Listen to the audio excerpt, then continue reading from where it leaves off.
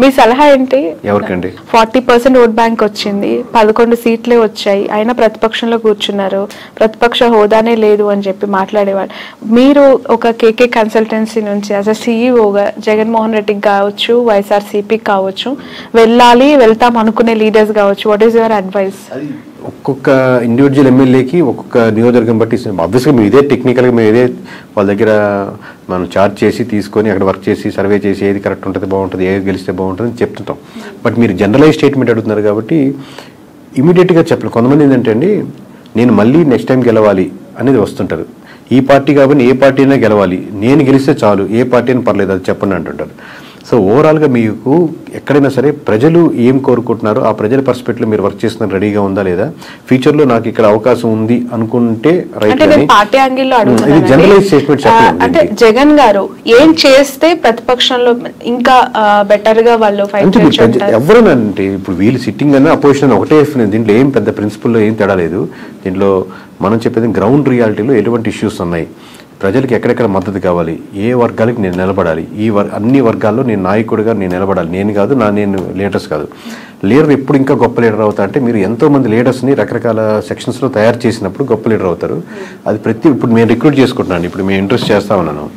ప్రతి ఇంటర్వ్యూలో నేను చూసుకునేది అంశం ఏంటంటే నాకంటే ఇతనికి లేదా అమ్మాయికి ఎక్కువ టాలెంట్ టెక్నికల్గా ఈ విషయంలో ఉందా, లేదా ఆల్రెడీ ఉన్న వాళ్ళకంటే ఎక్కువ టాలెంట్ ఉందా అని చూసుకుని లీడర్ అవుతాడు. నాకంటే ఎక్కువ టాలెంట్ ఉండకూడదు, నేనే లీడర్ ఉండాలి అనేది కంటే కూడా ప్రతి నియోజకవర్గంలో ప్రతి అంశంలో నాకంటే వాక్చాతుర్యంలో కానీ, మాట్లాడే విషయంలో కానీ, సబ్జెక్ట్ నాలెడ్జ్లో కానీ, మాట్లాడితే కరెక్ట్గా మాట్లాడే పర్సన్స్ కానీ, అంటే అపోజిషన్ కూడా చాలా టెక్నికల్గా మాట్లాడుతున్నాడు, చాలా రైట్ ఇతను, ఓన్లీ అరిచేసి ఏదో తిట్టేసినట్టు కాకుండా అలాగా టెక్నికల్ సబ్జెక్ట్ ఉండే లీడర్స్ని మీరు డెవలప్ చేయగలిగితే ఈ ఉన్న 4-5 సంవత్సరాల్లో మీరు మళ్ళీ గవర్నమెంట్ ఫామ్ చేయడానికో లేదా మీరు ముందుకు రావడానికో తేడా ఉంటుంది. కానీ ఇదే పద్ధతిలో వెళ్తే ఇదే లైన్లో వెళ్తా ఉంటే మళ్ళీ మీకు కష్టమే. ఓకే. ఈ 2 తెలుగు స్టేట్స్లో ప్రాంతీయ పార్టీలకు ఎంతో కొంత కోర్ ఓట్ బ్యాంక్ని కైవసం చేసుకొని సస్టైన్ చేస్తున్న పార్టీస్ని మనం చూస్తూ ఉన్నాం. ఇక్కడంటే ఇప్పుడు కాంగ్రెస్ అధికారంలోకి వచ్చింది, అగైన్ అక్కడ మళ్ళీ ప్రాంతీయ పార్టీ, ఆఫ్కోర్స్ జాతీయ పార్టీ అయినప్పటికీ కూడా వాళ్ళు ప్రాంతీయ పార్టీగానే ఎస్టాబ్లిష్ అయ్యారు, టీడీపీ. సో ఒక ప్రాంతీయ పార్టీ యొక్క ప్రభావము, వాళ్ళ ఇంపాక్ట్స్ 2 స్టేట్స్లో ఇంతకాలం చూసిన ప్రజలు మతతత్వ రాజకీయాల్ని, మతతత్వ పార్టీలను ఎంకరేజ్ చేస్తాయా, కన్సిడర్ చేస్తాయా? అంటే ఇప్పుడు నేను నేషనల్ వైడ్గా చెప్తున్నా కదండి, మతానికి ఉన్న సంబంధించిన ఓట్ బ్యాంక్ అంటే ఇక్కడ ఎస్పెషల్లీ 2 తెలుగు స్టేట్స్ గురించి నేను మాట్లాడుతాను. అంటే కంపారిటివ్ నార్త్లో పోలిస్తే ఇప్పుడిప్పుడే సౌత్లో బీజేపీది కూడా ఇంకొంచెం ఉంది. కంపేర్ చెప్తున్నాను, నార్త్లో ఎక్కువ బీజేపీ ఆల్రెడీ ఒక సాచ్యురేషన్ పాయింట్కి వెళ్ళిపోయింది. బట్ సౌత్లో ఇప్పుడిప్పుడే అక్కడక్కడక్కడ ఆ టైప్ ఆఫ్ చిగురిస్తూ లేదా ఆ థాట్ ప్రాసెస్లో ఉండి మన ధర్మం అనేది ఆలోచిస్తున్నారు. బట్ అది ఓట్ బ్యాంకింగ్ సరిపోదు గెలిచేదానికి అనుకుంటున్నాను. ఒకసారి మీకు సెంట్రల్లో బీజేపీ తగ్గిపోతుంది అనుకోండి, దాని ఇంపాక్ట్ మన స్టేట్లో కూడా పడుతుంది. మొత్తం స్టేట్లో సెంటర్లో మనకు గవర్నమెంట్ మారుతుంది అనుకోండి, అది మన స్టేట్కి వచ్చేసరికి కూడా మన ఇంపాక్ట్ పడుతుంది. ఎప్పుడైతే మీకు బీజేపీ మీద ఎఫెక్ట్ ఎక్కువ పడిపోతుందో, బీజేపీ మునిగిపోతుందో, దానికి బీజేపీ ఆధారితంగా నిలబడిన పార్టీలు కూడా దాని ప్రభావం, దాని ఎఫెక్ట్ ఎంతో కొంత తీసుకోక తప్పదు. Okay. In future Nara Lokesh గారికి, పవన్ కళ్యాణ్ గారికి ఎవరికి ఎక్కువగా సీఎం అయ్యే అవకాశం ఉంది అని అంటారు? మీ అజంప్షన్ ఏంటి? అది చెప్పలేము. ఎందుకంటే అండి ఇది హైపోథెటికల్గా ఆబ్వియస్గా చంద్రబాబు నాయుడు గారు ఉన్నంతసేపు ఆయన గవర్నమెంట్ రన్ అవుతూ ఉంటుంది, 5 years ఇబ్బంది లేదు కదా. But going forward obviously TDP బలంగా, టీడీపీ కార్యకర్తలు కానీ ఎట్లాగైనా సరే మా చంద్రబాబు నాయుడు గారు సీఎం ఉండాలి. దాని తర్వాత లోకేష్ గారు వాళ్ళు కోరుకుంటారు. పవన్ కళ్యాణ్ గారు ఫాలో అయ్యేవాళ్ళు ఆబ్వియస్గా పవన్ కళ్యాణ్ గారు సీఎం అవ్వాలి, ఇంకా సీట్లు 21 నుంచి మేము 71, 100 సీట్లు వెళ్ళాలని కోరుకుంటారు. బట్ ఇద్దరు కూటమిగా వెళ్ళాలనుకుంటున్నారా, సెపరేట్గా వెళ్ళాలనుకుంటున్నారా? మీరు ఇందా చెప్పినట్టు టీడీపీ సెపరేట్ అయ్యి బీజేపీ ఆబ్వియస్గా బీజేపీ జనసేన వెళ్ళాలనుకుంటున్నా, దీనివల్ల ఇట్లా సెపరేట్ అయితే మళ్ళీ వైఎస్ఆర్సీపీకి ఫెచ్ అవుద్దా? ఎన్ఫ్యాక్టరీ వేస్లో ఉన్నాయి కాబట్టి ఎవరి కార్యకర్తలు ఎవరు లీడర్ అవ్వాలనుకుంటారు. మాది ఏంటంటే ప్రజలు ఇప్పుడు ప్రస్తుతానికి ఏమనుకుంటున్నారు, ఎలా చేస్తే ప్రజలకు బాగుంటుంది.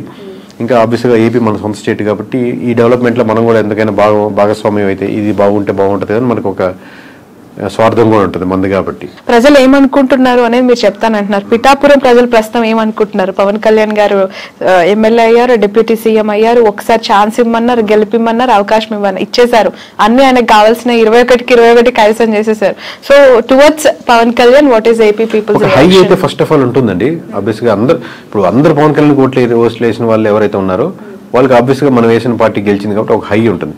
బట్ ఆ హై హై అలాగే కంటిన్యూ అవ్వాలంటే ఆ లోకల్ ఇష్యూస్ ఏదైతే ఉన్నాయో అడ్రస్ చేస్తూ మిగతా రోజుల్లో అది కాలువలు కావచ్చు, రోడ్స్ కావచ్చు, సమస్యలు కావచ్చు, అన్ఎంప్లాయ్మెంట్ కావచ్చు, చిన్న చిన్న ఫ్యాక్టరీలు కావచ్చు, లోకల్ కుటీర సంస్థలు కావచ్చు, అక్కడికి వెళ్ళే చిన్న చిన్న హాస్పిటల్స్ కావచ్చు, ఈ ఇష్యూస్ మీద కాన్సన్ట్రేట్ చేస్తే ఆ హైకి తగ్గట్టు రెస్పాన్స్ ఇంకా డెవలప్మెంట్ అవుతూ ఉంటుంది. ఒక పాయింట్ మీద అయితే చెప్పలేరా?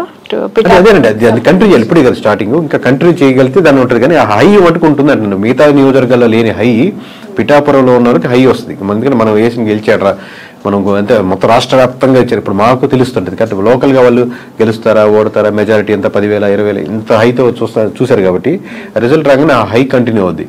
బట్ హై కంటిన్యూ అలాగే అవ్వాలి అంటే మీరు ఇష్యూస్ మీదే ఐడెంటిఫై చేసి వర్క్ చేయాలి.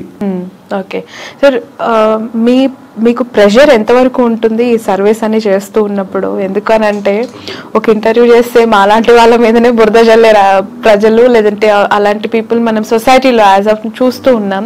ఇంకా మీరు బియాండ్ దట్ ఒక పార్టీకి మీరు చేస్తూ గెలుస్తుంది, ఓడిపోతుందని మీరు ప్రెషర్ ఉంటుందండి. ప్రెషర్ ఆబ్వియస్లీ చాలా ఉంటుంది. దాంట్లో నేను లేదు అని ఎట్లా ఓవర్కమ్ అవుతారు అంటే ఒకరు బెదిరించే వాళ్ళు ఉంటారు, లేదా ఇట్లా చెప్పమని అనే వాళ్ళు ఉంటారు, లేకపోతే వాళ్ళు ఇలా తమ్ముడు పోయాలని ఉంటారు, లేకపోతే బాగా వీరాభిమానులు ఉంటారు, ఏమన్నా చేసేస్తాం నీకోసం బాగుంటారని ఉంటారు.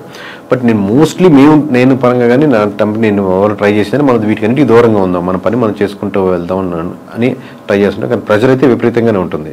లిక్కర్ పాలసీ ఇంపాక్ట్ ఎంత ఉందండి? ఆ గవర్నమెంట్ ఓడగొట్టడానికి ఈ గవర్నమెంట్ గెలిపించడానికి అది మేజర్ ఇంపాక్ట్ అంటారా?